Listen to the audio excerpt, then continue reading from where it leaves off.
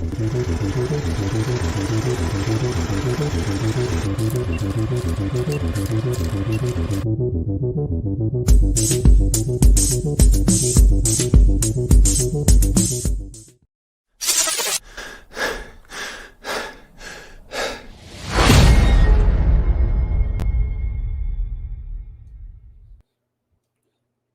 guys, I'm going to do a sound check because I couldn't hear that intro.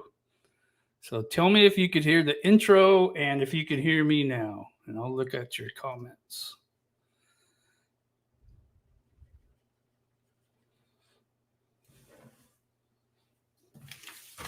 Anyone? Mic check 1 2. Can you hear me? Can you hear me calling?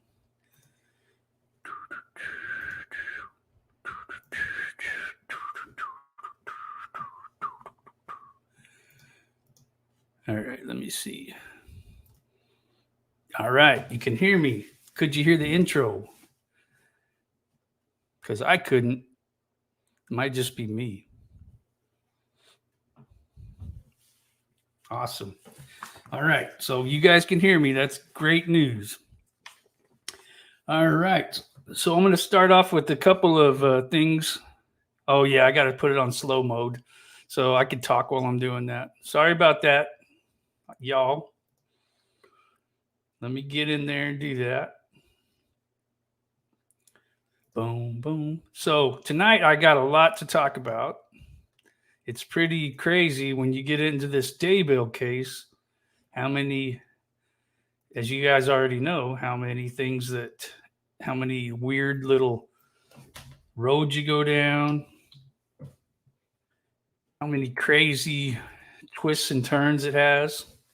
So we're going to try to cover some of them. There is no way that I could cover all of them, but there's been some, as you guys reminded me on my last show or informed me, that there's a lot of stuff that came out, and you weren't kidding. There's a ton of information that came out, and I was trying to get caught up on it. I got some highlights that I wrote down, and hopefully I can show you things I have on my computer that can, sorry, got kind of a cold or something.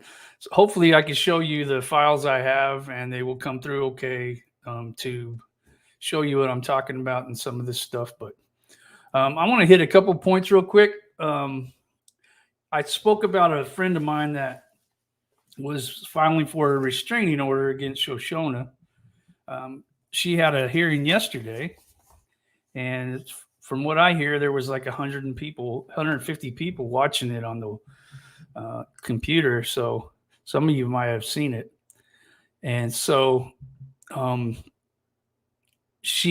it got denied, believe it or not. So even though she has pictures of Shoshona in her yard and all these other coming to her, proof that she's coming to her workplace, different things like that, it didn't matter. I guess she didn't have enough evidence or whatever that she was being harassed or stalked or whatever. So anyway, I did talk to her about coming on here. She said she's gonna give it some thought. She's kind of just a little shook up right now, so I don't blame her. And I told her I wasn't going to do it tonight anyway because I was doing this Daybell stuff, but maybe sometime in the near future we can get her on and tell her stories. It's very interesting. When I went to Salida right before Barry got arrested, she took me on a tour around the town and told me all these showed me all these places and told me stories about things that had happened. And I had recorded all of that. And so I have that. I've been watching it, and I'll tell you one thing: her story has never changed. She still talks to me about this stuff now, and then when I go back and listen, it's the exact same story. So I know she's telling the truth. You don't have to remember things you say when you're telling the truth because you know what happened. So anyway, thank you for my mods for reminding me to do the little things like put it in slow mode and all that. I'm not sure you're going to have to worry about that with 40 people in here. I have, like, before I took the break, I was getting like 800-900 people in here at a time. And I think a lot of people don't know that I'm back for some reason, but I guess I don't post a whole lot of stuff because I'm busy. But I was looking through one of Tyson's video comments, and there was a lady that said, tell Dusty we said hi. And I said, well, we miss him or something. And I commented on it, and I said, well, I'm back. So if you want to come watch the show. So I've been posting some goofy videos. When I find a funny app like the one I found to do these videos, it's an app that you just take a picture and upload it, and then you can say whatever you want, and it'll make it look like they're talking. So I know you guys, some of you have seen it, but it's pretty funny. So sorry if there's other lives tonight at 7. I mean, feel free to go there. I mean, but hang out here if you want to, or watch it later. It doesn't really, I mean, I like having y'all in here, but it doesn't really matter when you watch it to me. I just like to, just get on here. I mean, what I did was I took a break like for 10 days from most social media, I guess. I did break it a little bit because I posted a couple of things while I was doing that. Not really. I guess I wasn't really too disciplined on it, but that's why we're doing it on a Tuesday, because this is the end of the break I took. So, plus I got a lot of stuff that's been going on the last few days. My son Charlie had his birthday, so that was a lot of fun. And I look over here.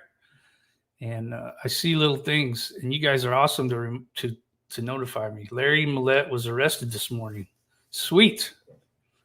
And if you don't know who that is, Maya Millette went missing a long time ago. I don't even know how long it's been, to be honest with you. I never really covered that case. I looked into it a little bit, but other people were covering it, and I figured there's only so many I can do at a time, because first of all, my attention span is, I mean, I'm like that dog on Up, the Disney movie Up, Pixar movie, Squirrel or whatever. I can be doing something. You guys know this. I'm telling you, but you see it on here. So I get distracted by the little things. So anyway, so that's an update on that. And I felt really bad for her. She called me yesterday. She said she tried to call me and accidentally called Tyson. And I guess Tyson was watching the hearing. So they talked about it a little bit. And then she called me after that. So, yeah, it's cool. Okay, January 7th is what Sandra's saying. She went missing. Hey, hi, Tricia. I've never been to Florida. I've been to a lot of places. I got real close a couple of weeks ago. I went down to southern Alabama. I was working, but I didn't get a chance to actually go to Florida. I wish I would have. But anyway. All right. So I don't have this stuff really in order. So it's going to be kind of all over the place. And I apologize in advance if I get talking about one thing and then go to another, but that's just how my brain sort of works. So I'm going to open a couple of windows here so I can get some information pulled up. It's kind of funny. I label these and I put them all in this folder, and then like I got so many folders, I forget what I labeled the new ones. Hey, I always try to put the date on them so I know. All right, there's that one. I don't think I need anything out of that one. All right, so let's jump into this a little bit, and then if you guys have any questions or anything, I'll try to pay attention over here to the comments every once in a while, but just know that if I pay too much attention to them, I get distracted and I don't stay on task. So sorry, man, my throat is hurting. Dusty, Becky, let me pull this up. Dusty, Becky Patty, Libby German's grandma said you can contact her through Facebook Messenger if you'd like to. Oh, yeah. I talked to Kelsey about. I talked to her about. Oh, thank you. I don't know who you are, TV Mr. 7777, but thank you. I just talked to Kelsey the other day, and, you know, I talked to somebody about this case actually today. I was talking about going up to Indiana, and I said there's two reasons I wanted to go up there. One was for work, and the other was for YouTube. So, yeah, that's cool. All right, I would like to talk to her. Absolutely. There's a few other people I would like to talk to when I go up there. I was actually thinking about going to a couple of churches when I go up there and just popping in and seeing what's up. I'll tell you all about that later. All right. Thank you for that. Appreciate it. Thanks for mentioning me. I like to help when I can. I wanted to go back, and I didn't have a drone when we ended up there the first time, so I wanted to go back to Delphi and fly the drone under the bridge and over the bridge and get us some really good footage. So, all right.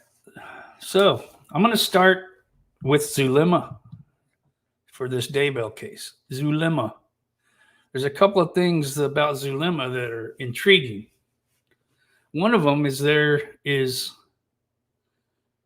oh, that's nice. Okay. I know I'm getting distracted. Well, thank you. I really appreciate it. Thank you very much. And I will take you up on that. I like to eat food. All right. So Zulema, I saw her video. And yeah, she's a little bit.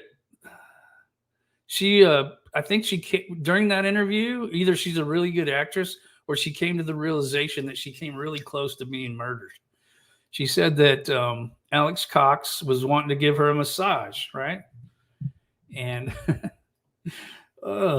so, first of all, why would you want? Well, I guess she married him, so I guess that's why. But I wouldn't trust that guy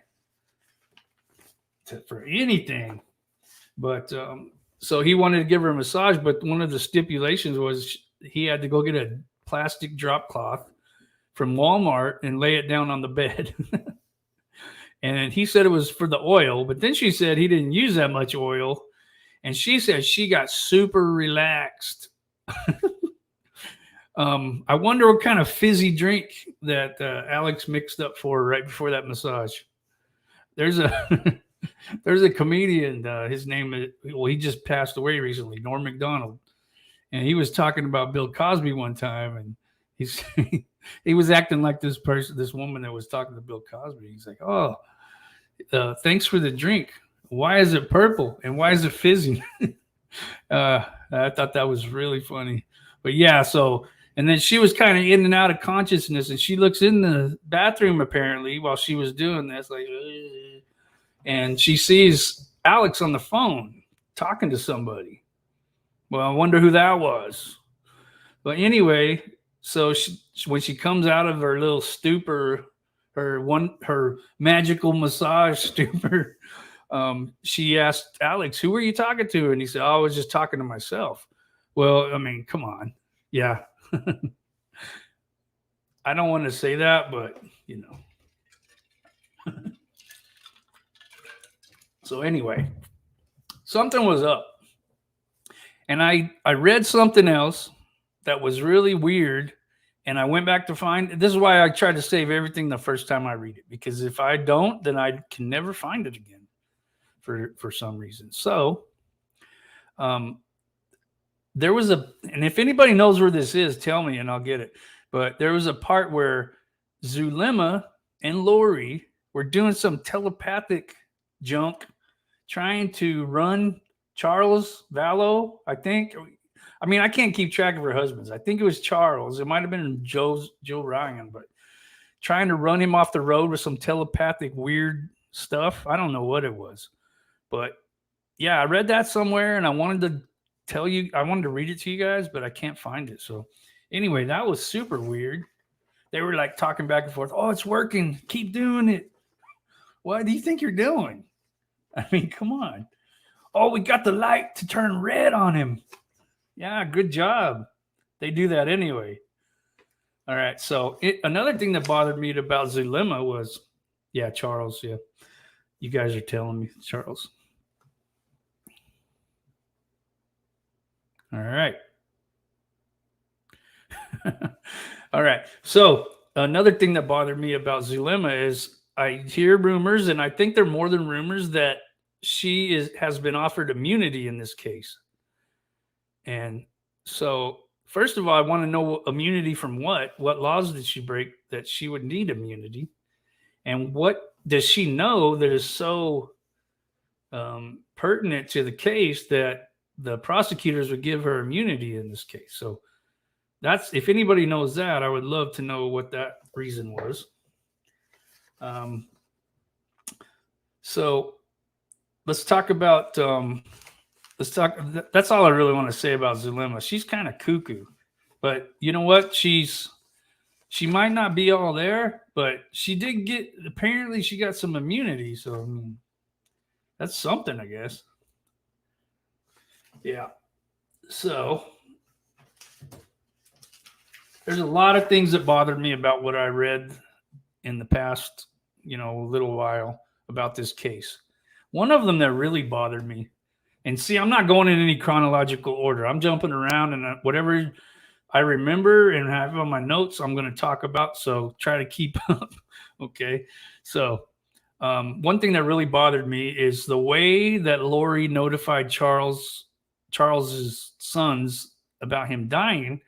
And then they were sitting there in the text messages begging her to tell them what happened. And she just kept dancing around it, ignoring them, disappearing. And I thought, man, what a low down person this is.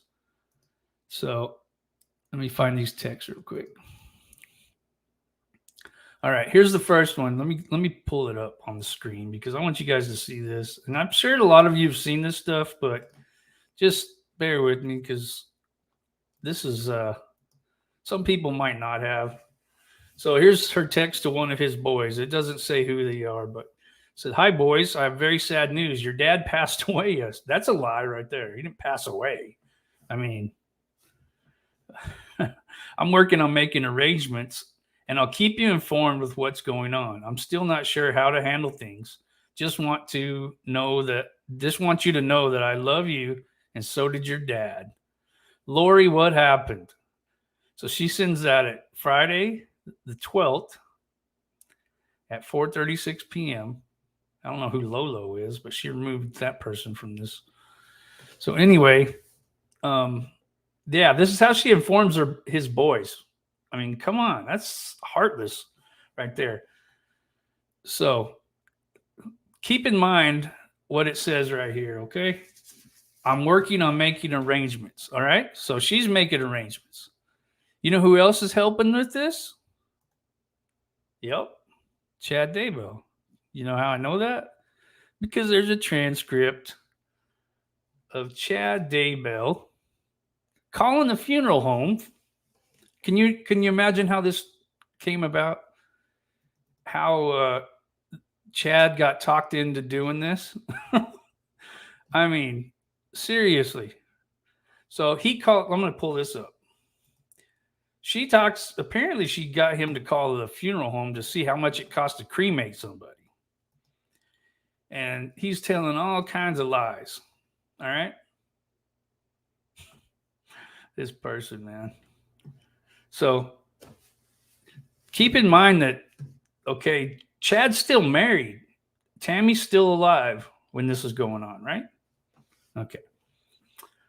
So beginning of the conversation, Sarah, she's the one that works at the funeral home, apparently. "Hello, my name is Sarah. I'm assisting them with their calls. How can I help you today?" Chad, I could just see his big old fish lip. We just had a death no, you didn't, in the family, and we really don't want anything but a cremation. And then to send the cremains to a family in Louisiana. Well, that's weird. What a coincidence that Chad has a relative that lives in Louisiana. That's where Charles is from. Wow, that's weird. Just a simple No, nothing other than the cremation and sending him to his family for a service in Louisiana. So is there any way to know a ballpark price on that? Yes, and I'm sorry for your loss. Thank you. Let me transfer you over to director who can assist you with the pricing. What is your name, please? So this dummy, what a spy. I mean, he's a top-notch 007 here. It's Chad Daybell. Or he probably even said Daybell, but then he spells it different. Freaking idiot. Dabbal. That's what he said. All right, so let's get this next one up here. This is man, this is like some really cool stuff they do. You know, they're all incognito and they're acting like they're somebody else, and other people died, not the people that died. They're real. They're top notch. Sarah, how do you spell the last name, please? Dabbal. Daybell. How are you related to the person who passed? I'm his nephew. And then also, this is for the Valley of the Sun in Chandler, correct? Yes, he lives there in Chandler. I live in Iowa. So I'm just trying to help out. Oh, okay. Thank you. Yes, excuse me? What is your uncle's name for reference, please? He's John Daybell. Same last name? Inaudible. Dabbal. The same. Or John. Does he have a middle name? Myron. If you're going to make up names, why would you pick Myron?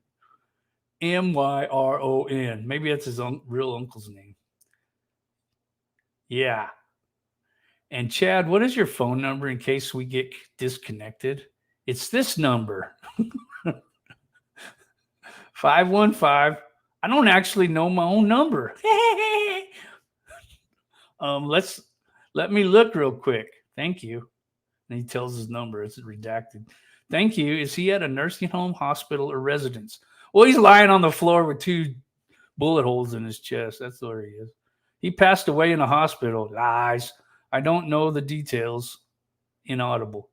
Yes, just for to know, because sometimes that's different if it's a residential or hospital or nursing home. I'm thinking they're sending him to the medical examiner. I'm not sure. I should have had more information before I called. I'm sorry. But this crazy woman talked me into calling. But she pretty. She's my goddess. We'll get to that goddess stuff in a little bit. Oh, that's okay. Cremation with shipping. To which city? All right, let's get this other one up here. My goodness. I mean, just nonchalantly giggling about somebody who just passed away. Well, got shot in the chest, actually. So, all right. So, New Orleans, Louisiana. Okay, one moment, please. Chad, but stay on the line. Let me transfer you over to the director. She smells something. Something's fishy to old Sarah. She don't like the sound of this. Okay. Who can assist you with that? All right. Thank you. Beep. Hello, Chad. Yeah. Thank you for holding. I do have the director, Carissa, is on the line to further assist you. Okay, thanks. Thank you. Beep.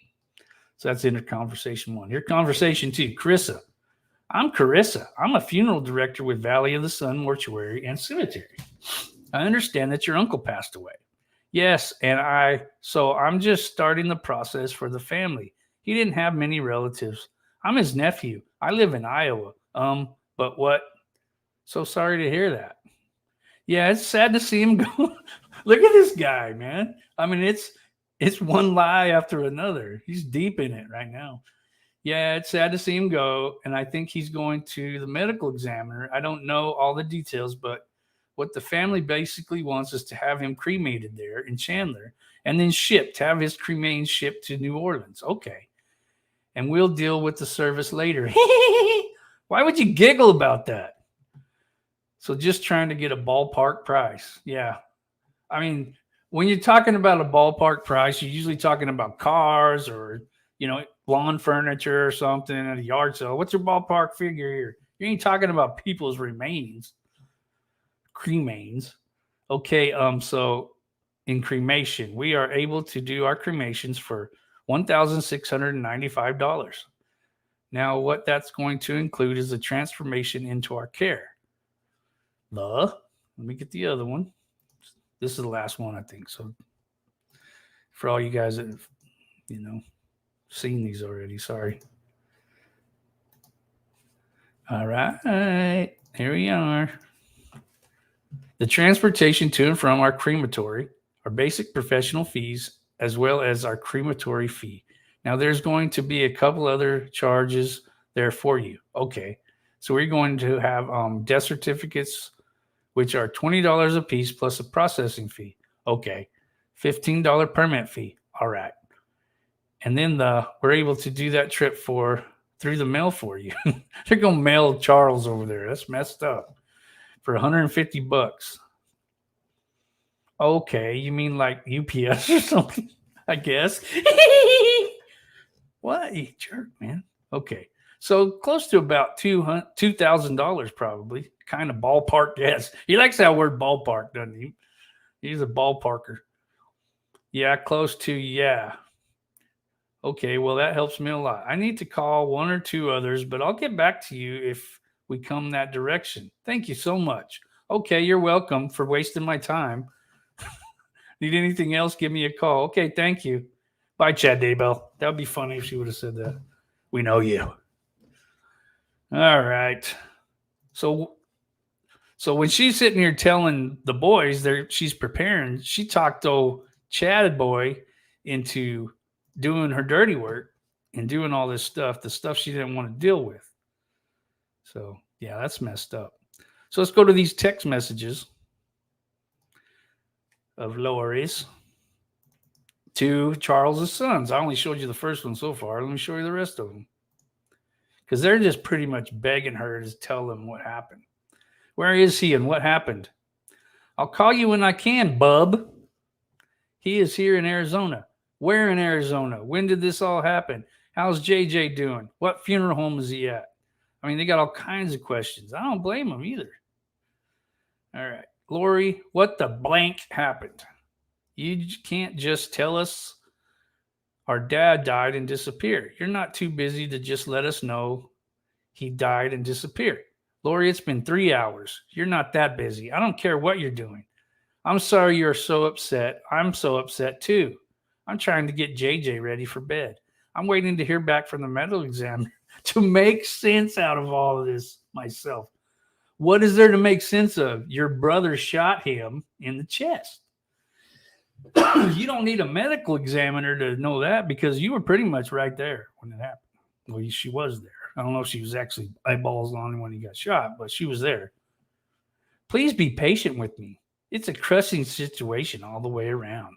I'm still trying to processing it too and what it means for JJ. You don't give a flying rip about JJ. As he was coming up here pretty soon. When and where is the funeral? How did this all happen? I want an explanation. ? And then 2 hours later again, ? So this is like the next day. They're still trying to get, because it was July 12th when she told them. I'm still working on arrangements and sorting things out the best I can. I'll let you know when I know. I mean, how many red flags did this have to raise with these guys when she just wouldn't even say how he died? I mean, you could say, we don't know. We found him in the bedroom or whatever, but no, because she didn't want them to know that her brother shot their dad. That's all. Because they would know. They've been around her enough to know she's nuts. Why aren't you telling me what happened? I've asked numerous times. Just tell me. Okay, Lori, it's been 3 days. Man, that is messed up. You let us know our father passed away over a text message. 3 days, and we haven't heard from anyone. The only information we have is the one text from you saying he passed away. Excuse me. You disappeared after that. We need any information you have. What happened? When did it happen? How did it happen? Where is he now? Are there any funeral plans? And can Blake and I be part of it. We talk to him all the time, and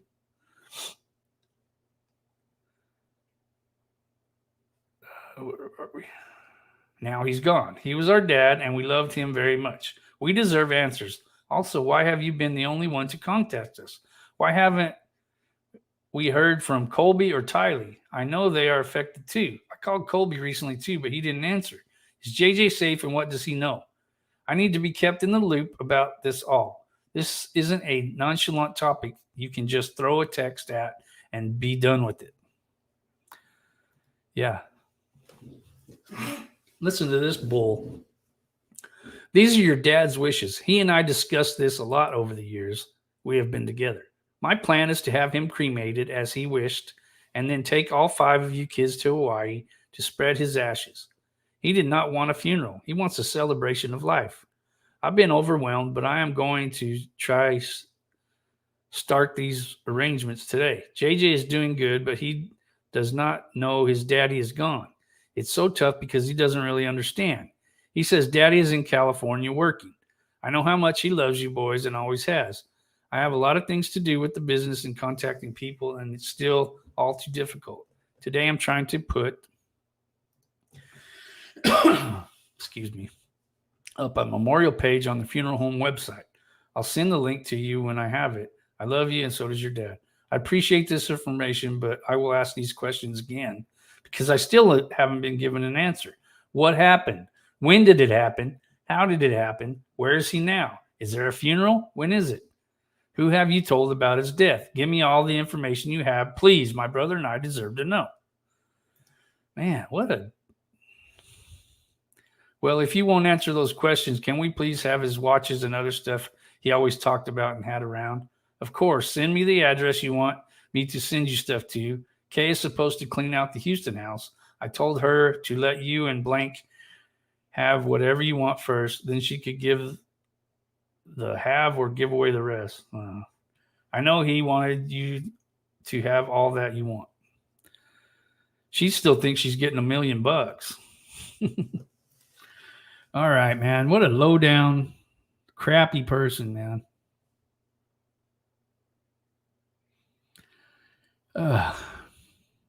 Yeah, evil for sure. All right. So next on the list. So I know we talked a lot about one of Lori's brothers, Alex, because he was him and Lori were like Siamese twins or something. But she had another brother named Adam. I listened to an interview he did with the police. So I can't play the whole thing because it's so long it won't load up. But I can play some of it. So let me look for that real quick. Adam Cox. He had his head on straight. He wasn't crazy like the rest of these yahoos. Okay, this is what I'm going to try to do. I am going to try to play this, but I don't think it's going to work. So let me just give you the brief rundown of what he said. Okay, the detective calls him. Let me get a drink first.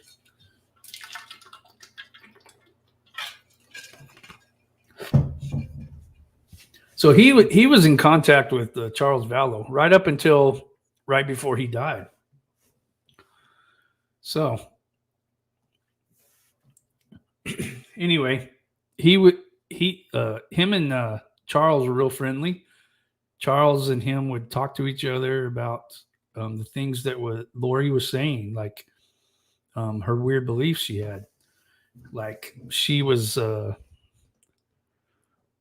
married or Charles was dead. He was a zombie. His name was Ned Schneider, and he was an inch shorter. That's how she knows, because he was an inch shorter. I mean, I'll tell you what. If I ever believed anything in the world, it was that she was not competent to stand trial, because she is nuts. I mean, there's no doubt about that. I mean, she needs to pay for what she did, but she is certifiably insane, I think. But anyway, she had all kinds of weird beliefs. One thing that I read about, I came across this.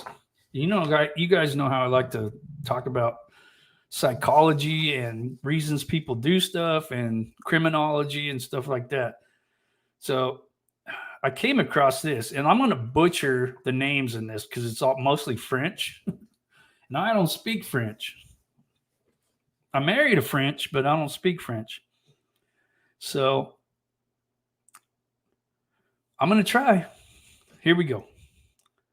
So this phrase means folly of two or madness shared by two. It's folie et deux.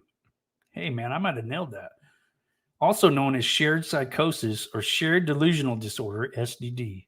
And it is a psychiatric syndrome in which symptoms of a delusional belief and sometimes hallucinations are transmitted from one individual to another. That's crazy. I mean, no pun intended. That's really crazy. How it can just transfer from one individual to another. It seemed like it was jumping all over that Cox family, and then on, from Daybells to whoever was coming in contact with these people. This psychosis was just latching on like taking a piggyback ride. So let me continue. The same syndrome shared by more than two people may be called folie et trois, like three, quatre, and further. Folie en famille, family madness. That, I think that hits the nail on the head right there with these Cox people. And I'll tell you some more about why I think they're really, really nuts. This disorder was first conceptualized in 19th century French psychiatry by Charles, man, they had to do all this to me, Lesgueux and Jules Ferret, and is also known as Lesgueux-Ferret syndrome. Recent psychiatric classifications refer to this syndrome as shared psychotic disorder.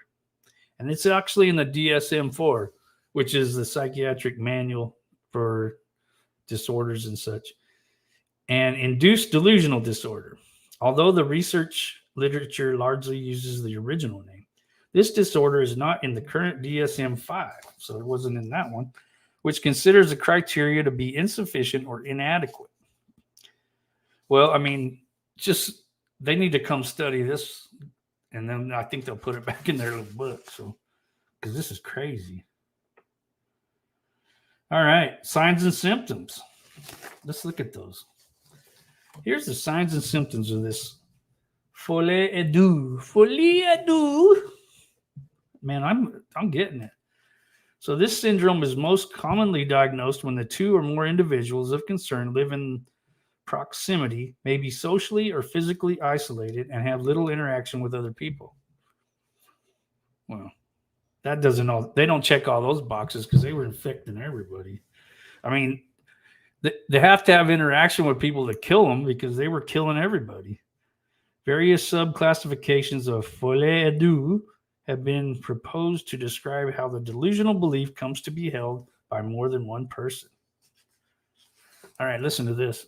Folie imposée is where a dominant person, known as the primary inducer or principal, initially forms a delusional belief during a psychotic episode and imposes it on another person or persons, the secondary acceptor or associate, with the assumption that the secondary person might not have become deluded if left to his or her own devices. If the parties are admitted to hospital separately, then the delusions in the person with the induced beliefs usually resolve without the need of medication. Okay. Who do you think was the folie imposée in this case? Do you think it was Chad or Lori? I think they were both like equal in all this. I don't know. I think it might be Chad because I guess Lori started reading his books and then she got to, you know what I mean? Like he kind of started it in her head. Folie simultanée describes either the situation where two people considered to suffer independently from psychosis influence the content of each other's delusions so they become identical or strikingly similar, or one in which two people morbidly predisposed to delusional psychosis mutually trigger symptoms in each other. There we go. There we go. That's what happened. Folie du, I like saying that now, and its more populist derivatives are in many ways a psychiatric curiosity. The current diagnosis and statistical manual of mental disorders states that a person cannot be diagnosed as being delusional if the belief in question is one ordinarily accepted by other members of the person's culture or subculture. Well, I don't think that falls into this category because I think they got a little handful of people that believe this, but not most people. It is not clear at what point a belief considered to be delusional escapes from the folie diagnostic category and becomes legitimate because of the number of people holding it. When a large number of people may come to believe obviously false and potentially distressing things based purely on hearsay, these beliefs are not considered to be clinical delusions by the psychiatric profession and are labeled instead as mass hysteria. So the little preparing of people, mass hysteria. You know what else I listen to? Speaking of mass hysteria, Julie Rowe. Do y'all know who Julie Rowe is? You know what I like? This is, okay, I started doing this in sports. I used to be so big into sports. I was like a nut into sports. I'll tell you how big of a nut I was. I would base everything that I did around sports to watch football, know all the statistics, all that stuff. I mean, that was just my whole life for a while when I was younger. And all right, let me put the brakes on in my mind. I just went blank. Okay, what was I talking about? Dang it. Oh, Julie Rowe. Okay, now I know what I was talking about. Maybe I have some mass hysteria going on. So what I like to do in sports when I was really into them was listen to the predictions before the game happened. And then if somebody predicted that my teams were going to lose, I would go back and listen to what they said. And I'd be like, yeah, you was wrong. You know, I get some kind of pleasure out of that. I know it's kind of strange, but that was just me. So I watched a video of Julie Rowe. This was recorded. She was in her car and she was talking to that, I forgot his name, some dude that was in that preparing a people thing. Anyway, he asked her the question, or I'm going to paraphrase because I don't know the exact question. Do you think that it's possible that Chad is innocent? And she's like, oh, not only is it possible, there is no way. I know Chad's heart. I saw in a vision, my angels showed me in a vision that JJ and Tylee are happy. Tylee's taking care of JJ where they're at, and they're happy and they're safe. Okay. I'm not getting any pleasure out of her being wrong about that. Don't get me wrong. That was an analogy I used, but I do like the fact that she is a fraud because she has some nutty beliefs, and she is a total fraud. And the more that she gets things wrong like that, the more these people that think she's a prophet or prophetess or whatever you want to call her, the lights comes on in their head like, oh, maybe she's not talking to angels and maybe she can't see past the veil and all this stuff. So anyway, I don't like her. I mean, I don't know her personally. I don't like how okay, let me say something else about her. So she said all that stuff, how she backed Chad 100%, right? But then after it came out that those kids were found on his property, what'd she do? You remember? She came out saying that Chad, it was during the Me Too thing, about how Chad came on to her inappropriately and assaulted her or something, you know, like all of a sudden he's not this wonderful guy. So I don't know what she was trying to do. Was she trying to switch it up to where, oh, well, I was saying that stuff because I was afraid of him or because he did this to me? And, you know, people like that, I can't trust those people. They're just not trustworthy at all. Sorry, I got kind of a cough. I'm sorry if I'm blowing your eardrums out. I'm trying to get away from the mic.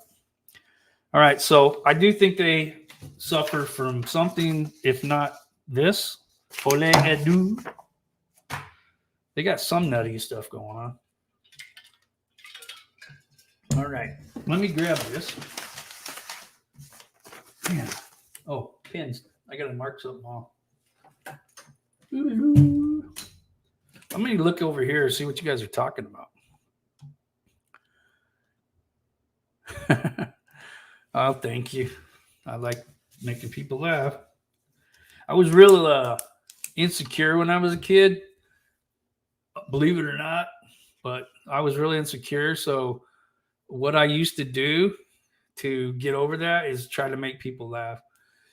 And I have this friend. He's one of my best friends in the world. If people still say BFF. He'd be that guy. I mean, I know 50-year-old dudes or 40-something-year-old dudes don't say that, but anyway, he's funny. And we used to it's like we have one brain. We would talk, and then I would say something like quicker than him, and he'd be like, "Man, you beat me to it. I was just getting ready to say that." And he's moving out here. This is awesome. I can't wait. So I'm just rolling through these.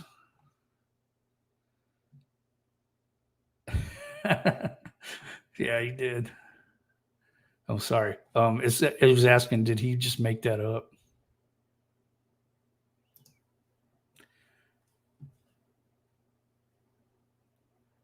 Oh man, yeah. Wakey, eggs and bakey. I like that. I've always loved that name. It's creative.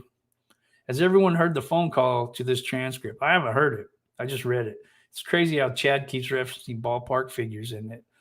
Was he and Charles that were talking about baseball when they emailed each other? Yeah. If it actually was Chad, not Lori, we never know. They're both the same person, according to this diagnosis.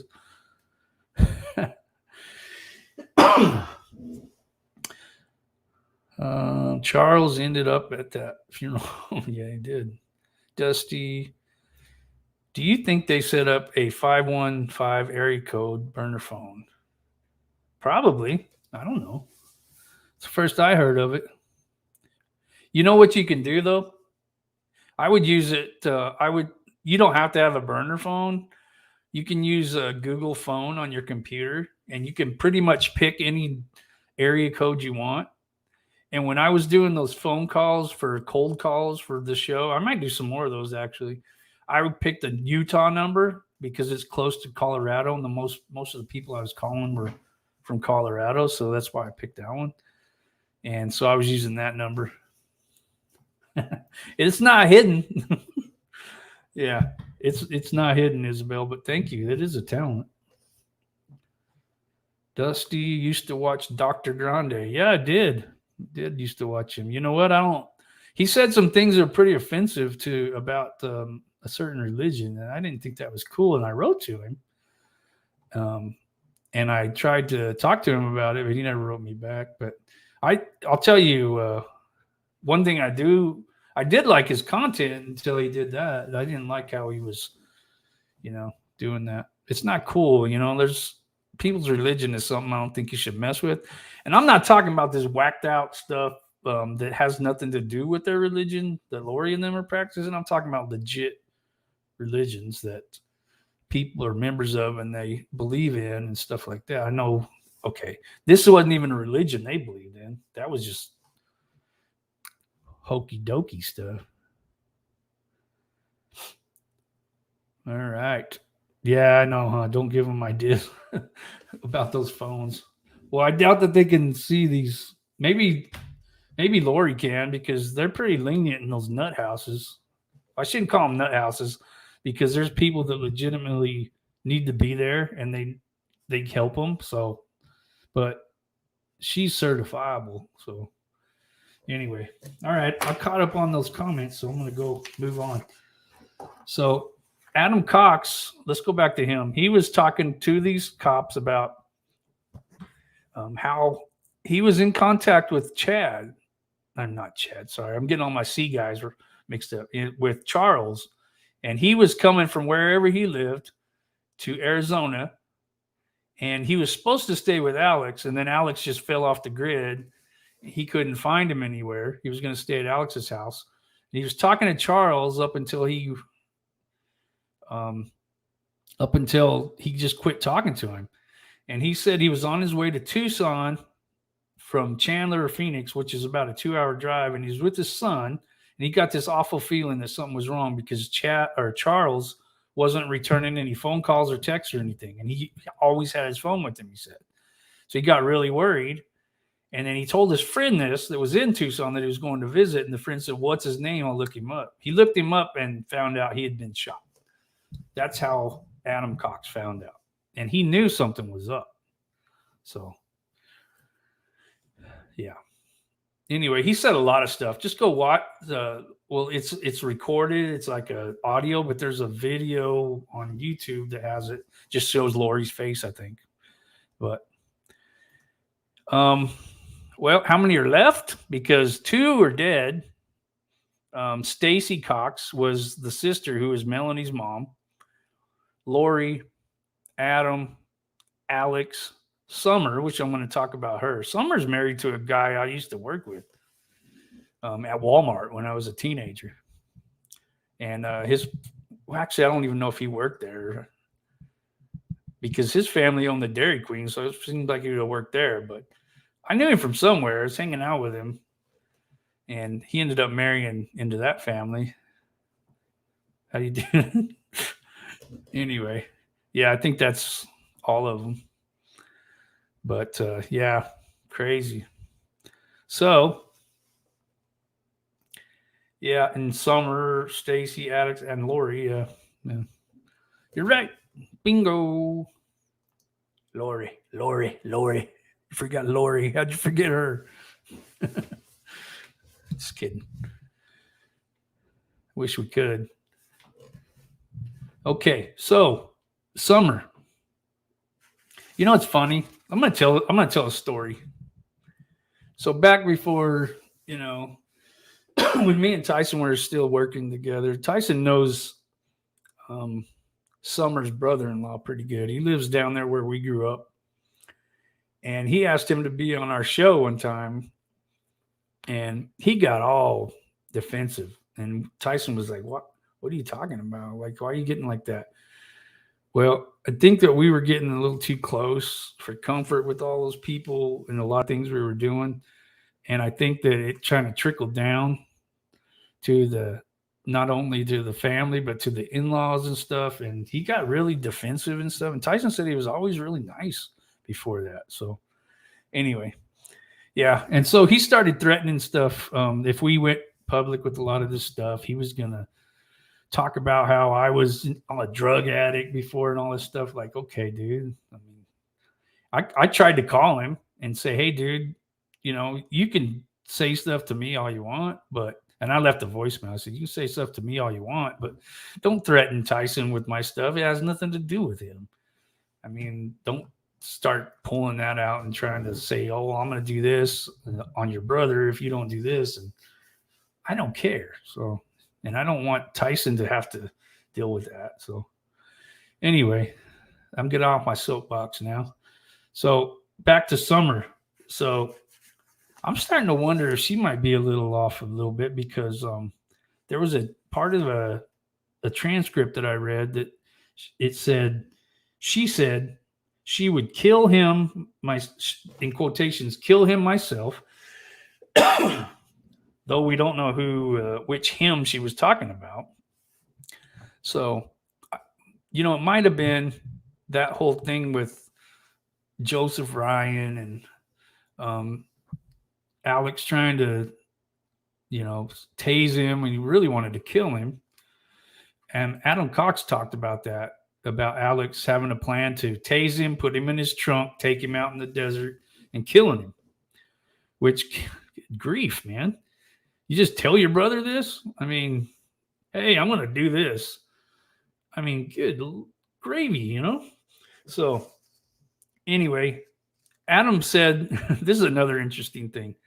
So Alex Cox said that it was weird for him that when he was trying to come to Arizona, Alex told him he took a week off from work, and he said, "Oh, what are you doing?" And he said, "Oh, nothing, just hanging around." And he said that was strange. He said, "I knew something was up because when he takes time off from work, he goes to Colombia to sleep with women." That's what he said. And I'm like, "What the heck? That's weird." So it gets weirder than that. So apparently, and you guys probably already know this, but apparently, Alex was married way back when to a lady named Debbie. And I'm going to see if I can find that. I hope I can. So, yeah. So she went in and talked to the police. Alex Cox, ex Debbie.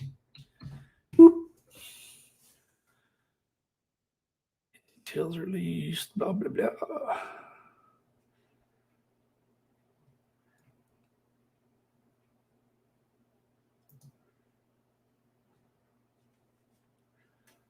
So I'm trying to find it.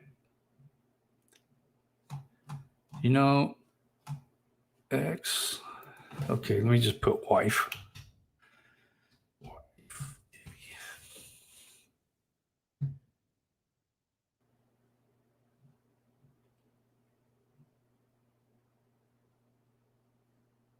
Cool. This isn't the right person. Man, why don't I have that? Let me look over here again. Oh, I want to mention something else I just remembered. I posted about it earlier, but it's been 2 years to the day that Tammy Daybell was murdered. So I just wanted to take a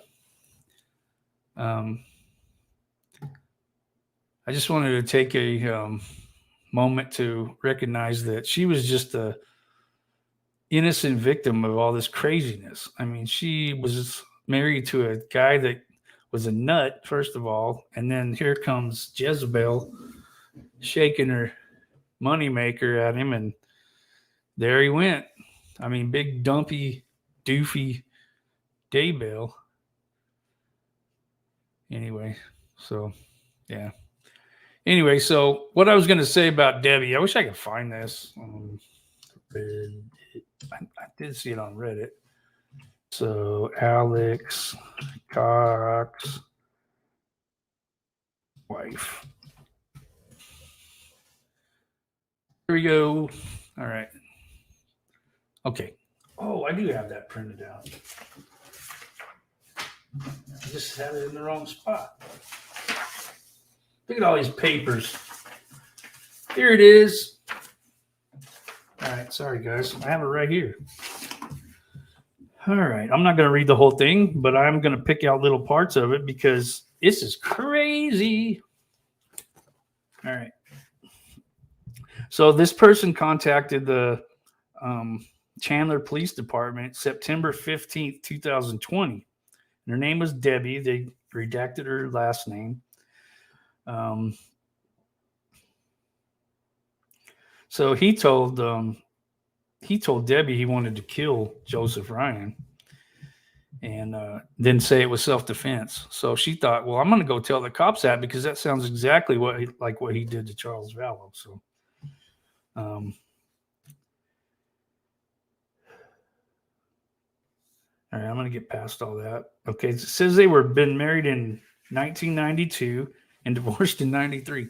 It didn't take her, I mean, I know because I read this, it didn't take her long to find out there was craziness in that family. Here's something that I'll read. Debbie saw a lot of crazy family dynamics with the family for Alex. Debbie said these things caused several issues between her and Alex and made her afraid of the family. I asked Debbie to explain. She said there were a lot of inappropriate sexual touching in the family. Debbie focused mostly on the touching that had happened between Alex and Lori. All right, I'm going to stop right there because I'm going to tell you way back when Tyson and I were working on this case well over a year and a half ago, we alluded to this, but we didn't really come out and say it But if you go back and watch those videos, you'll know what we're talking about. Because we sense that this crazy, I mean, there's no other reason that he would act like that and do these things for her unless there was some weird stuff going on. All right. So let me continue. Debbie said they simulated acts, those kind of acts. One example was Alex would pick up Lori and she would wrap her legs around his waist. Alex would bounce Lori up and down on him. Whoa. Weird, man. Both would then simulate stuff. What's wrong with these people? This was done in front of Debbie and the family for Lori and Alex. So all these weirdos are sitting around watching this thinking there's nothing wrong with it. Debbie said there was never any shame noticed with any of this. Debbie said that she had brothers, and this behavior was never something that would be done or tolerated. Duh.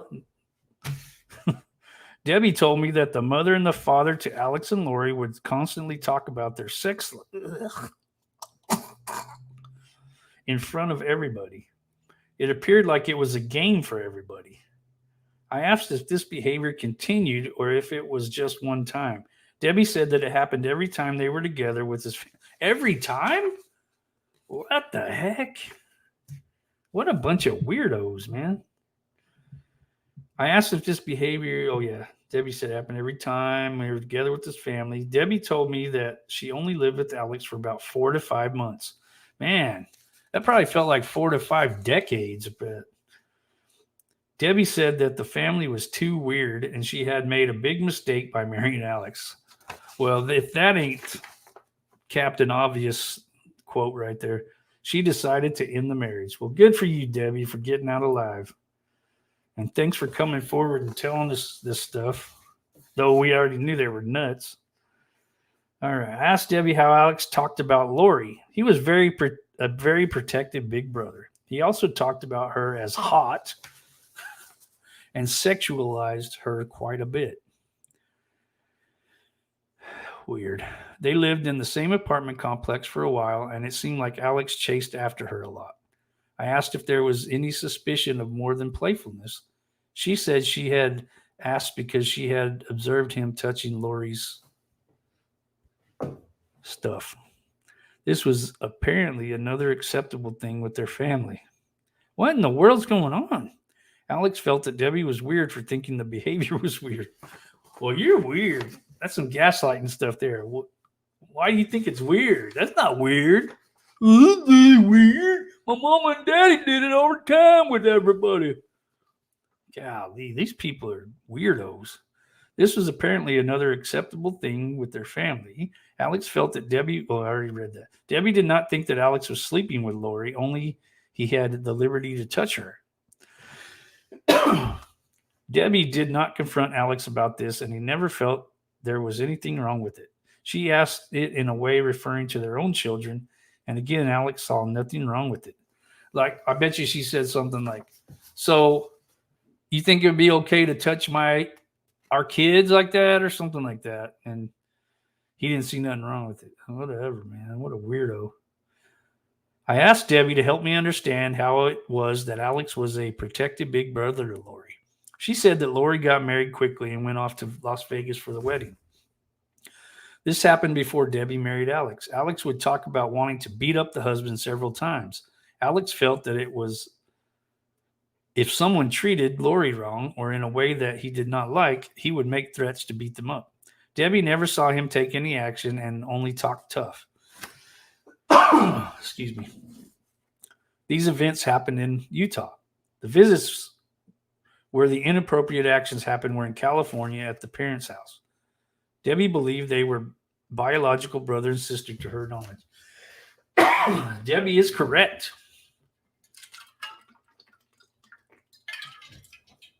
Unless there's something we don't know. All right. Okay. I asked Debbie if she had ever known Alex to be violent with anyone other than Joseph.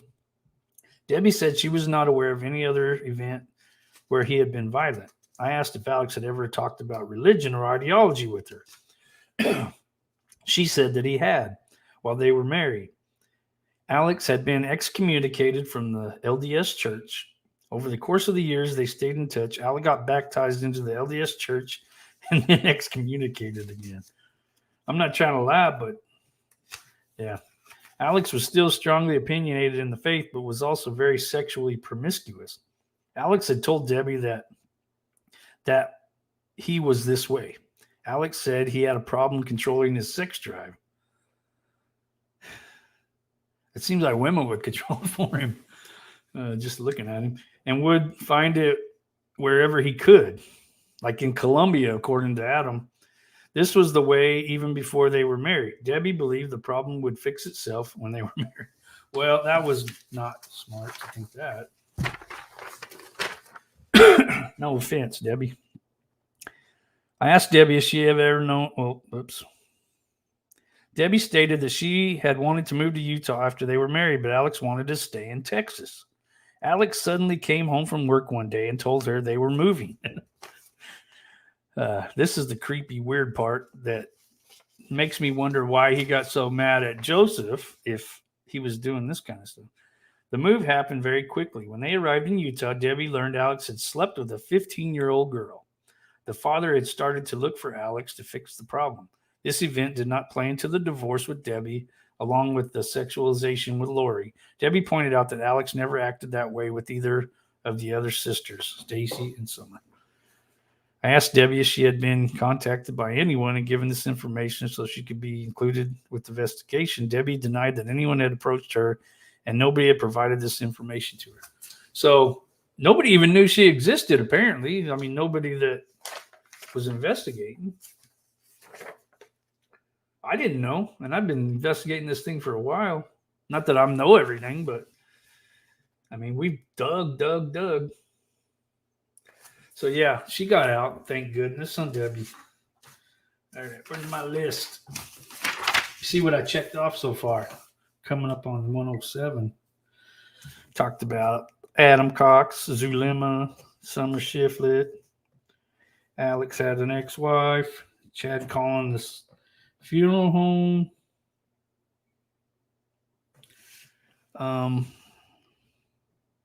So I don't think I talked about that life insurance call that Lori did. I would have loved, okay, for those who haven't seen it or heard it, she calls the life insurance people and saying it was an accident that he died and all this other stuff. But I think it's hilarious in a demented way, I guess. But I just have a sense of satisfaction knowing that Charles changed his beneficiary to his sister, Kay, because gosh, man, that would have been so horrible if she got away with that and then had money from it like Chad did. But apparently Chad doesn't have any money anymore because he handed his house over to his lawyer. So his lawyer now owns that house. I mean, I'm sure he's just going to sell it. He doesn't want to live there, apparently. So there was a lot of videos that came out, right? Zulema was... I'm not going to play any of them because I can't right now. They just take too long because they're really, really super long. But there's some really interesting stuff in there. And if you haven't seen it, I advise you to go watch them. There's one with Tylee. There's one with Lori. There's one with Alex. And these are some that weren't released prior to the last couple of weeks. Zulema, Alex's ex-wife. I don't know if she's actually recorded or not. There was a lady named Serena that was Lori's former friend. Jason Mo, or however you want to say that. He was big into that cultish stuff. I mean, he was one of those warrior up guys that Melanie Gibb. I mean, if you just want to go and spend a couple hours, what I do is I'll put it on fast forward. I did that with one of them. I couldn't understand anything they were saying, so I had to slow it down a little bit. But yeah, so they're pretty interesting. You know what I thought was pretty weird? So Lori's in this room, right? She's sitting on a chair, and the camera's facing her. I'm drawing a picture because I'm trying to remember it. And in the other chair is a teddy bear sitting there. And I thought, wouldn't that be hilarious if that bear just started talking to her? And while she was, I mean, they kept the camera on her and recording her while they left the room. And I don't know if she was doing it for the camera, but it looked like she teared up a little bit. But I don't think she has a heart that works right now because she's just cold. I mean, you heard some of the stuff that she did. I mean, and that's nothing compared to being involved in the murder of your children. You know, that's the worst.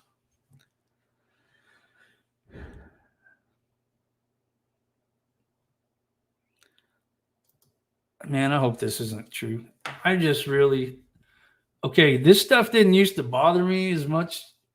I mean, it bothered me. I don't ever like to see anything killed for no reason or whatever, but it didn't bother me as much until I got a dog. And now it just breaks my heart when I hear about stuff. When I heard that Lori took JJ's service dog away, Bailey, I think was the name of him, or her, or whatever it was.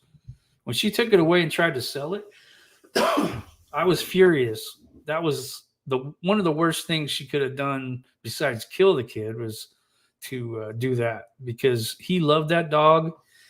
I see my son interact with his dog, and I'm not. I hope that dog outlives all of us because watching that boy go through that is going to be terrible. So anyway, so if you guys want to ask any questions, go ahead. I'll try to answer them. Sorry, I'm sniffling and coughing and stuff. I don't know what's going on. I've been a little bit congested. I've had a cough, and I know it doesn't sound good on a mic and stuff. I'm trying to get away from it before it happens, but it kind of sneaks up on me. Yeah, that would be great if that happened. I mean, it's going to be hard to prove that because of the report from the medical examiner and everything.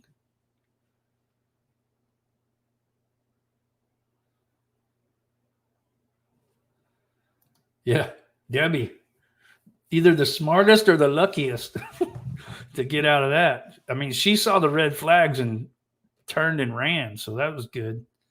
I mean, when they put them out there that obvious, it seems like everybody would know that, but she didn't have time to get indoctrinated, I guess.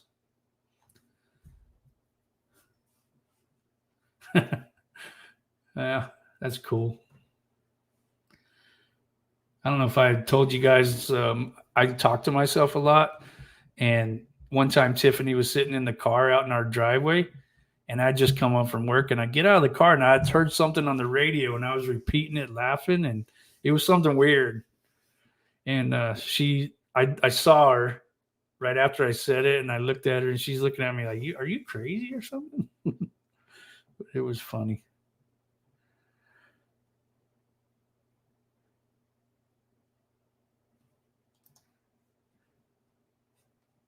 Yeah. And we did a video about that. Well, I did a 3-2-1 report about the Visine thing. I even showed you know what I'm going to do, folks? I'm going to repost all my old videos so you can go back and see all that. Because I could tell you all day long. But when me and Tyson split up, I downloaded all the videos that I made on his channel of the 3-2-1 report. And there's a bunch that I did on that channel, and then I need to re-upload them because there's a lot of stuff we can go back and look at, and I mean, I thought they were pretty spot on a lot of this stuff. I know like there's a lot of things that I was wrong about. I mean, that's just normal, but there were a few things that I was pretty close on. And yeah, I read that Tylee, I'm sure she meant Tylee. I heard that Tylee did have a key, and she talked Lori into going over there, and it was like a month after anybody had heard from him, and they found him over there. I heard that, but then I also heard another version that they smelled something like in his apartment complex, so they went and found him. So I don't know which one is true. So I do think it's pretty suspicious. And me and Tyson posted the the pictures from his apartment and all the things that showed us that he probably, I mean, there's other conditions you can have to make you drop dead of a heart attack, but he had a bike in there. It looked like he was eating pretty healthy. I mean, there was clues around there to show you that he was taking care of himself. He didn't look overweight or anything. He looked like he was kept himself in pretty good shape.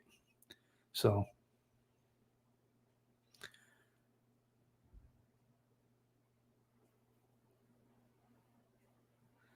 I'm just reading through your comments. Yeah, I'm probably lost. I don't know what I'm talking about. I mean, I try to jump in what you guys are talking about sometimes. I have no idea. And I try to comment sometimes and it's like, oh, that they're not even talking about that. Yeah, but I can say it again. So yes, I didn't know there was a hearing yesterday.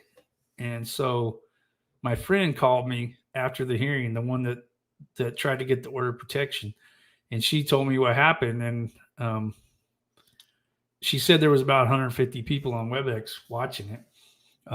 But yeah, she was really disappointed, and she's scared still, and she's really, and we were talking about this. What happens? What hypothetically? And I didn't want to scare her or anything, but I was kind of frustrated, so I talk a lot when I'm frustrated or when I'm not thinking. But I said, what happens if something happens to you and your boys? What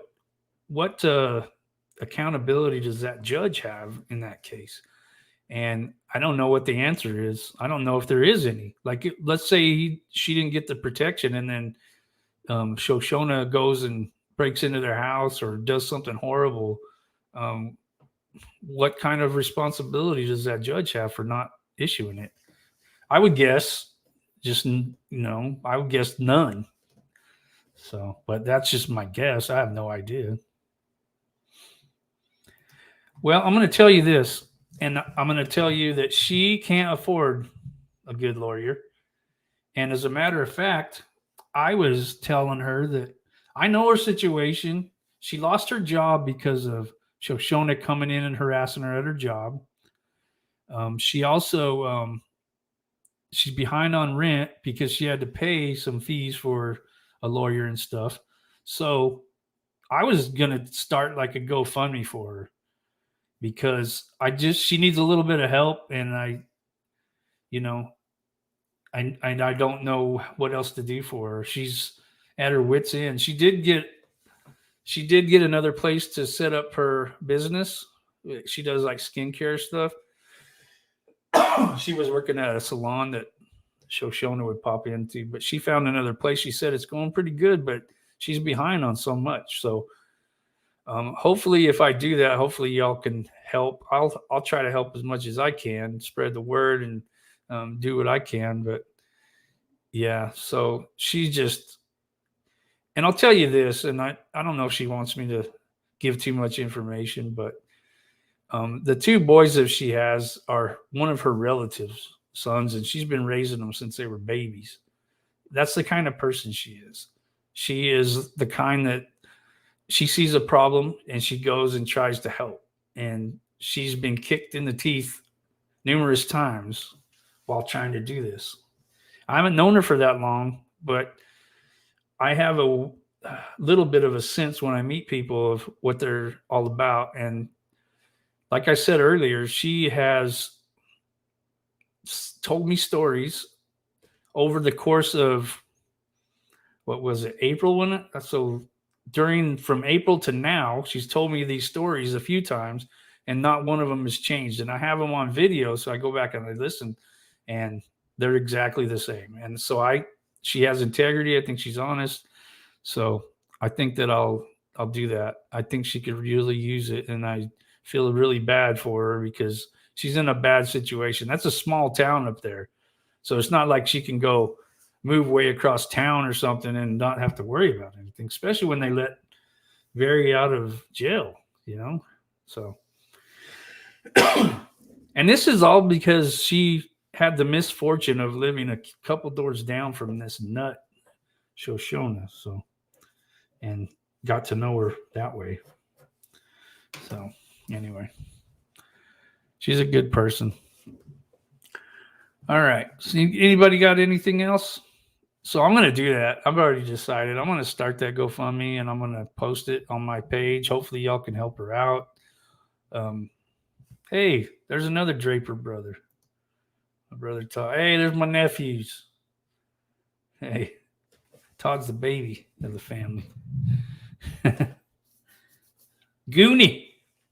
We used to call him Goonie. He was born around the time the Goonies came out, so call him Goonie. Yeah. What's up, brother?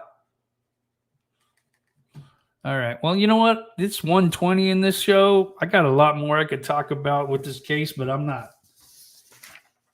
going to tonight because I've been working a lot and we've been watching our grandson a lot, and I am tired. I was up. He was sick this morning, and I was up.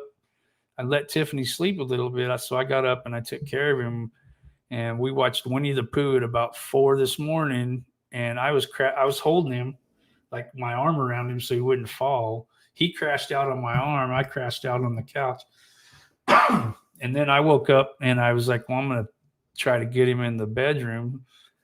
So I started walking him back there. He woke up. So I made him a bottle, took him to the little extra room we have with the crib in it, started rocking him, giving him a bottle. He was asleep. I stood up to go put him in the crib.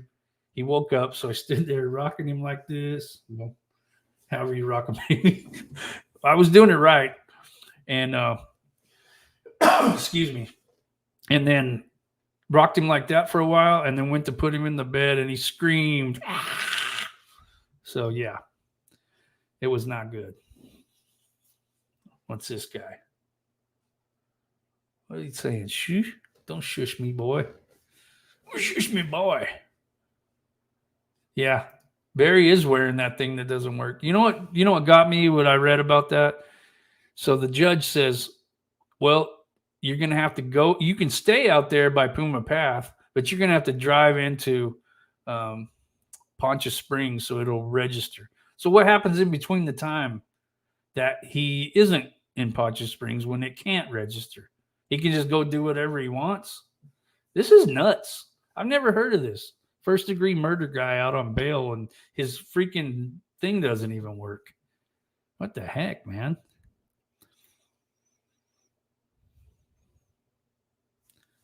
Where is she? Are you here? Oh, right there. My friend. She's awesome. I'm going to get that started for you. Hang in there. You're a good person. I'm glad you flagged me down that day.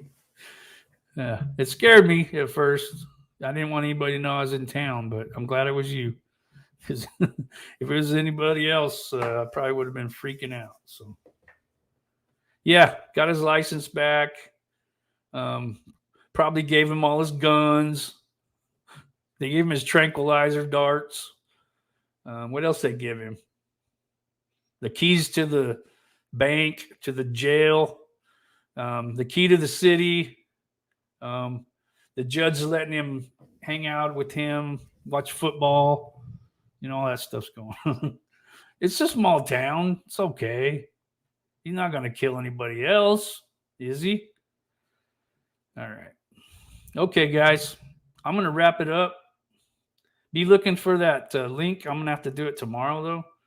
So be looking for the link for that GoFundMe for my friend. She needs it, and she would never ask for it, but I'm gonna have to do that. And I appreciate any of you that help her out. So thanks for hanging out with me and listening to this nonsense for an hour and 23 minutes. You could have been doing all kinds of other things. I heard there was a lot more lives on tonight, probably a lot more organized and interesting than this one, but I doubt they're as fun as this one. We have a good time here. You know why? Because I don't have no filter, really. I mean, it's just, I used to say there was like a water slide from my brain out my mouth. It just shoots out. And then it's like, oh, I can't get that back. All right, man. Love you too, brother. Tell those boys hi for me. All right. I'll see y'all later. Have a good night. Adios.